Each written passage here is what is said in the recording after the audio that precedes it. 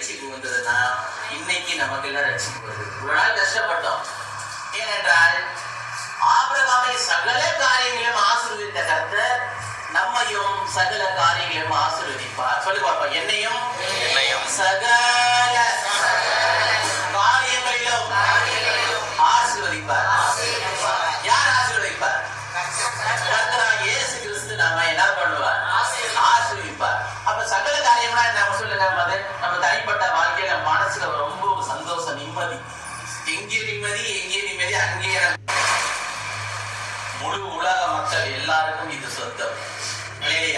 இதில் உள்ள ஆசீர்வாதம் திண்டுக்கலுக்கும் சொந்தம், அமெரிக்காவுக்கும் சொந்தம், திருச்சிக்கும் சொந்தம், எல்லா ஊருக்கும் சொந்தம். அப்ப இதுல என்ன ஆசீர்வாதம் இருக்குது? அது அவங்கள தேவன் ஆசீர்வச்சாருங்க அப்படின்னா அடுத்த அந்த ஆசீர்வாதம் நமக்கு வரப்போகுதுங்க. அவர் என்ன பண்ணார்? விசுவாசிச்சார், நம்பினார், அவ்வளவுதான். 4ஆம் அதிகாரம் 1ஆம் வசனத்தை யாராவது ஒரு வாசிக்கும். ஆபிரகாம் வயசென்று முதிர்ந்தவனானான். கர்த்தர் ஆபிரகாமை சகல காரியங்களிலும் ஆசீர்வதித்தார். சகல காரியங்களிலும் ஆசீர்வதித்தார். வயது முதிர்ந்த ஆபிரகாமை கர்த்தர் என்ன பண்றாராம்? சகல காரியங்களிலும் அவர் ஆசீர்வதிக்கிறார். சகல அப்படிங்கிற வார்த்தை இங்க போட்டு பார்த்தீங்களா? சகல அப்படிங்கிற காரியம் நம்ம குடும்பங்கள்ல எதுக்கு பயன்படுத்துவோம் சொல்லுங்க? நம்ம குடும்பங்களை எங்க பயன்படுத்துவோம்? சகல அடிக்கடி சும்மா சொல்லுங்க. சகல வீட்டுல தங்கச்சி வீட்டுக்காரங்க எல்லாமே சகலன்றாங்க. அவர்தாங்க சகல. நம்மளுக்கு சகல காரியமா அவரு தாங்க. எதுனாலும் அவரோட தாங்க சொல்லுவோம். ஒவ்வொரு குடும்பத்திலையும் 2-3 சகலைகளாக இருப்பாங்க. அவங்கள்ட்ட சொல்லிதான் காரியங்கள் ஆகும். அதே போல ஆண்டு என்ன பண்றாரு? சரி, இந்த நாள் ஒரு வசனத்தை ஏன்னா இவனும் ஆபிரகாமுடைய குமாரனா இருக்கிறார். ஆபிரகாமுக்கு பையனுக்கு என்ன ஆசீர்வாதம்?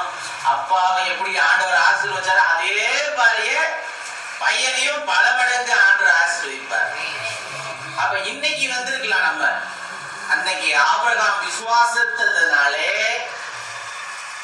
அந்த ஆசீர்வாதத்தை அவர் பெற்றுக்கொண்டார். இன்றைக்கு நாம் விசுவாசிக்கிறபடியினாலே நம்மையும் ஆபிரகாமுடைய குமாரத்தைகளாக வைத்து கர்த்தர் நம்ம என்ன பண்றார்? ஆசீர்வதித்தார். எப்படின்னா நம்ம சகல காரியங்களையும் ஆசீர்வதித்தார் அப்படின்னா எதெல்லாம் சகல அப்படிங்கிறத அதை கூட்டி கொடுக்கும். அப்போ சகல காரியமும் ஆசீர்வாதமாக வருகிறது.